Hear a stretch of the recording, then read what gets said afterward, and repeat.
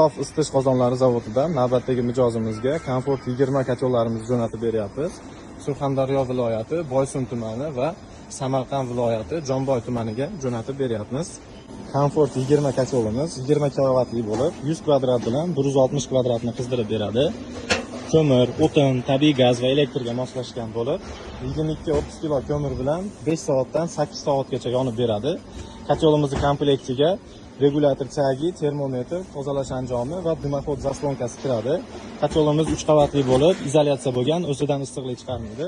Hamma issiqlikni sistemaga haydab beradi. Manzilimiz Toshkent shahar, Mirzo Ulug'bek tumani, eski traktor zavod ichida joylashganmiz. 2025-yil 11-iyun sanasiga ko'ra narxi 7.700.000 so'm chiqadi. Kimga shunaqa aqlli, toksiz ishlaydigan kotlovlar kerak bo'lsa, pastdagi raqamlarga aloqaga chiqsanglar bo'ladi.